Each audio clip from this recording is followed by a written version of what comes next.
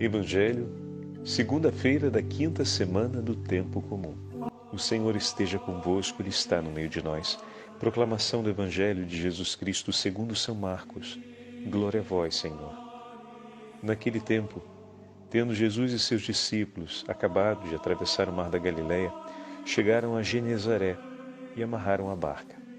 Logo que desceram da barca, as pessoas imediatamente reconheceram Jesus. Percorrendo toda aquela região, levavam os doentes deitados em suas camas para o lugar onde ouviam falar que Jesus estava. E nos povoados, cidades e campos onde chegavam, colocavam os doentes nas praças e pediam-lhe para tocar, ao menos, a barra de sua veste. E todos quantos o tocavam, ficavam curados. Palavra da salvação. Glória a vós, Senhor. Segunda-feira da quinta semana do tempo comum, em nome do Pai, do Filho e do Espírito Santo. Amém. Queridos irmãos e irmãs, a Santa Liturgia hoje nos entrega os últimos versículos do 6º capítulo do Evangelho de São Marcos. Um evangelho muito breve, de 3 versículos, que faz a conclusão dos acontecimentos narrados desde o 4º capítulo. Mas, antes de tocarmos esse breve evangelho de hoje, eu gostaria de apresentar para vocês uma celebração que na Igreja de Portugal está acontecendo. Hoje em Portugal é a festa das 5 chagas do Senhor. Essa é uma devoção muito antiga do povo português, a devoção às 5 chagas de Cristo, mas que o Papa Bento XIV a concedeu como festa para todos os povos de língua portuguesa. E a celebração ocorre exatamente no dia de hoje. Então, hoje a Igreja de Portugal ouve o Evangelho segundo São João. O Evangelho é o 19º capítulo, que fala a respeito da entrega de Jesus no alto da cruz e o seu coração transpassado. E, para nós, no Brasil, celebramos a segunda-feira da quinta semana do tempo comum, porque essa tradição não se tornou uma tradição vivamente celebrada pelo povo brasileiro. Porém, em vários lugares do Brasil vemos ainda os sinais dessa bela tradição que vem recordada não com uma data especial de festa, mas recordada de maneira muito intensa na celebração da Sexta-feira da Paixão, no ato litúrgico da Sexta-feira da Paixão. Com grande piedade e amor, o povo brasileiro se aproxima do Senhor crucificado e venera de maneira muito sensível as santas chagas do Senhor. Porém, durante séculos, a Igreja dedicou uma atenta reflexão mística e espiritual ao sacrifício redentor da cruz de Nosso Senhor, mas olhando de maneira particular para as suas santíssimas chagas. Por elas foi salvo o mundo, por elas nós fomos salvos. Então, eu queria, no início dessa nossa meditação, observar esse particular da data de hoje e poder alegrarmos-nos dessa forma com todos os nossos irmãos e irmãs de língua portuguesa por esse dom, por essa graça que a Igreja nos concede, de hoje podermos realizar um ato de meditação, de amor e de piedade em honra às chagas do Senhor. O Evangelho que hoje recebemos nos traz a conclusão do 6º capítulo do Evangelho de São Marcos. E o que temos de particular nesses últimos versículos? Marcos marca aquela sequência de eventos que desde o capítulo 4, versículo 35, nós estamos acompanhando. As inúmeras viagens feitas por Jesus ao longo do lago do Mar da Galileia. Então, ao redor do Mar da Galileia, o Senhor realizou diversas viagens e foram apresentadas aqui todas as narrativas dessas viagens e cada um dos episódios que se passaram nelas. De maneira que o Senhor foi sendo sempre acompanhado pela multidão, e acabamos de celebrar nesse domingo, ouvindo o Evangelho de São Lucas, e lá estava a multidão que apertava Jesus na margem. Aliás, o Evangelho de ontem, que beleza, né, meus irmãos? Pontuando em forma de síntese o Evangelho de ontem, na conclusão do Evangelho tem a entrega da vocação de Pedro. Como assim, padre? De pescador de peixes a pescador de homens. E ao mesmo tempo Lucas marca para a gente esses dois elementos que são fundamentais para que nós possamos ouvir e acolher a vocação que o Senhor nos entrega e poder seguirmos nesse caminho vocacional. E aqui vale a pena para você que está discernindo sua vocação ou para você que já discerniu a sua vocação e quer continuar caminhando segundo a vontade do Senhor, vivendo a sua vocação para a maior honra e glória do nome do Senhor. Quais são as duas condições? A primeira é escutá-lo, como Pedro escutou, né? Ser obediente e fiel à palavra do Senhor. E a segunda é reconhecer sua própria condição, sua própria pequenez. Diante da grandeza de Deus, diante da grandeza de Jesus, daquilo que o Senhor realiza, da sua onipotência, Pedro se lança aos seus pés e diz a ele: Senhor, afasta-te de mim, porque sou pecador. Reconhece a sua miséria e vem acolhido pelo Senhor, que lhe diz para não temer.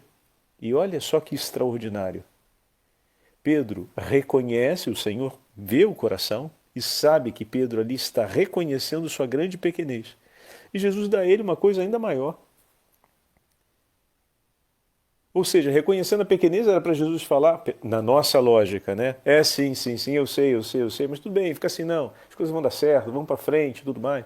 Mas não, o Senhor, diante do reconhecimento dessa pequenez, lhe entrega uma vocação enorme. Ele que entendia de rede, barco e mar, agora vai pescar homens. É muito maior. Vai ter que passar a entender do coração, da alma, dos mistérios mais profundos da intimidade do coração humano e saber levar homens até Jesus. Olha que coisa extraordinária, mas extremamente exigente para alguém que está reconhecendo a sua miséria. Mas como ouvimos ontem, São Bernardo nos falar, ou melhor, São João Crisóstomo nos falar, o Senhor espera que nós trabalhemos, que nós nos entreguemos ao que Ele nos propõe. Os frutos Ele irá gerar ao seu tempo. Ele nos pede a fidelidade no trabalho, a fidelidade na aliança à sua palavra, a fidelidade no escutar a sua voz, a fidelidade em desejá-lo sempre, reconhecendo a nossa pequenez. Então estão aqui as duas condições para que nós possamos conhecer a nossa vocação, para que o nosso coração esteja preparado para ouvir o que o Senhor irá nos pedir. É necessário permanecermos fiéis à sua voz, ainda que tudo possa parecer o contrário daquilo que Jesus está falando, porque Pedro tinha todas as razões favoráveis para não ouvir Jesus. Ou seja, todas as evidências diziam que o que Jesus estava pedindo seria pouco eficaz e o resultado talvez não fosse satisfatório. Mas Pedro foi para além daquilo que ele conseguia compreender, para além de tudo aquilo que ele já sabia, ele esperou em Deus. Esperar em Deus é esperar para além de si mesmo. Agora, quem eu sou para esperar além de mim mesmo? Eu sou essa pequenez, essa miséria, diante da grandeza de Deus. E nós já tivemos a chance de testemunhar, como Pedro testemunhou, ali a grandeza de Deus acontecendo na nossa vida. Isso é fato. E Pedro, antes de testemunhar o milagre, acreditou. Estão percebendo o mérito do apóstolo? Antes de testemunhar o milagre, ele acreditou. A gente já testemunhou diversos milagres. Temos muito mais chances de acreditar com ainda maior intensidade. E confiar no Senhor, ainda que tudo demonstre que aquilo que o Senhor está nos pedindo pode vir a ser pouco eficaz. Por exemplo, às vezes ele nos pede perdão em uma situação onde a pessoa ainda está tomada pela ira. E oferecer o perdão ali pode parecer a coisa menos eficaz possível, mas é por meio do perdão que o Senhor cura os corações. Então é esperar para além de si quando diz: eu creio, Senhor, e perdoo em teu nome a ofensa que essa pessoa me fez. E na tua oração pessoal você entrega ao Senhor e declara o seu perdão. E ali naquele momento o seu coração está escolhendo, como o coração do apóstolo escolheu, confiar na palavra do Senhor. Ou anunciar o Evangelho em uma situação hostil, como por exemplo, falávamos outro dia, né? Fazer o sinal da cruz ou abençoar a nossa refeição durante o ambiente de trabalho, ou mesmo enquanto estamos caminhando, enfim, lançar mão da bênção no nosso cotidiano, que às vezes sentimos vergonhas, ou seja, nem sempre somos hostilizados abertamente, como nos países onde tem a perseguição direta a todo elemento e toda a realidade cristã. Muitas vezes é uma hostilidade velada, até subjetiva, onde nos sentimos intimidados pelo contexto e o ambiente em que estamos. E o Senhor diz, por meio do apóstolo Paulo, de evangelizar oportuna e inoportunamente, de testemunhar a nossa fé, e é um sinal da cruz feito, às vezes, no refeitório, o que já vai chamar tanta atenção e ser um ato de amor a Cristo e, quem sabe, até causa de uma possível perseguição. Isso pode vir a nos intimidar, mas permanece no Senhor e não deixa de glorificar o Senhor e de realizar esse ato de amor e de cumprir aquilo que Ele nos disse, de abençoar sempre e de tudo em sua vida ser consagrado ao Senhor. E daí vão vir os frutos. Os frutos depois, cabe ao Senhor, faz aquilo que Ele te pede. Tudo que é teu, consagra a Ele. E consagra por um ato de bênção. É isso que Ele te pede. Se você vai ser hostilizado por isso, se você não vai ser hostilizado por isso, se esse gesto vai gerar uma conversão imediata ou vai fazer alguém sentir ainda mais vontade de estar longe de você, permaneça no teu Senhor. Confia nele. Confia nele. Porque Ele não deixou espaço de dúvidas. Ele disse que toda vez que isso for feito, irá render frutos, mas no tempo que é dele, na forma que Ele quer. Mas Ele prometeu que nada se perderá de tudo aquilo que foi entregue. Ao ponto de dizer, se chegar numa casa, anunciar, e naquela casa tiver um homem de paz, a paz permanece. Se não tiver, volta. Ela não se perde. Então vamos com essa coragem, para que nós possamos continuar vivendo a vocação que recebemos, aqueles que já receberam. É importante ter um coração assim. Para aqueles que ainda estão discernindo sua vocação, é importante escolher ter um coração assim, para ouvirmos o mandato do Senhor, a vocação que Ele tem para nós. E o segundo, reconhecer a nossa pequenez, a nossa deboleza, e permitir que o Senhor a acolha. Imagina, Pedro se jogou nos pés do Senhor e disse: afasta-te de mim, Senhor, porque eu sou um pecador. O Senhor disse para ele: você vai ser feito pescador de homens.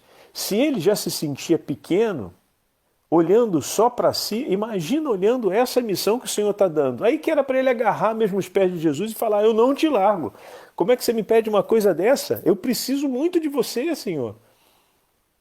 Eu olhando para minha pequenez já me desespero. Imagina esse povo todo que eu vou ter que levar para ti. É essa docilidade e ao mesmo tempo a sensibilidade do coração que o Senhor espera da gente. O Senhor te entregou uma família para você levar até Ele. O coração de seus filhos, o coração de sua esposa para levar à eternidade, o coração da sua comunidade. Ele te enviou junto com os apóstolos, com os apóstolos, para pescar tantos homens na rede do Evangelho, para levar até Ele. Ide ao mundo e evangelizai, batizando-os em nome do Pai, do Filho e do Espírito Santo. Fazei os meus discípulos. Olha que grande missão. E se você é padre, se você é religioso, dá até um frio na barriga, porque é muita gente.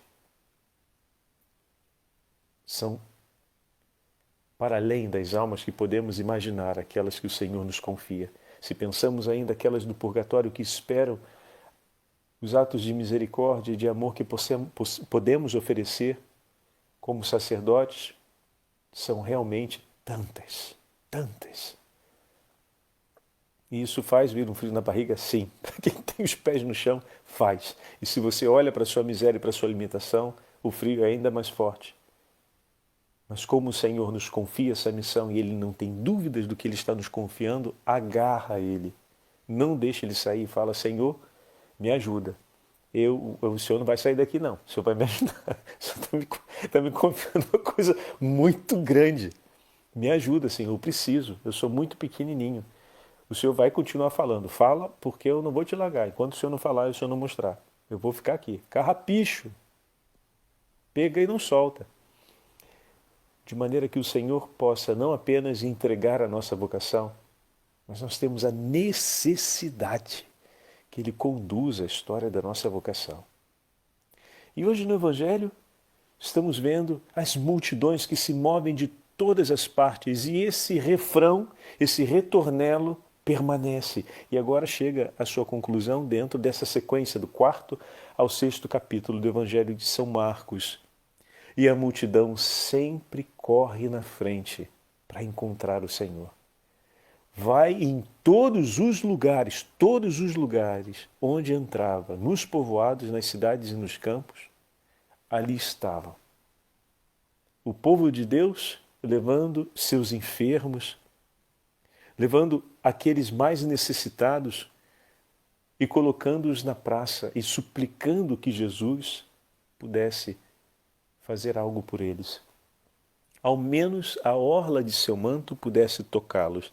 Depois essa imagem será recuperada lá nos Atos dos Apóstolos, que a sombra de Pedro curava os que estavam sendo colocados pelas estradas, para que o apóstolo pudesse rezar por eles no nome do Senhor. Meu irmão e minha irmã, olha a fé desse povo, olha a quantidade de corações que desejam pelo nome do Senhor.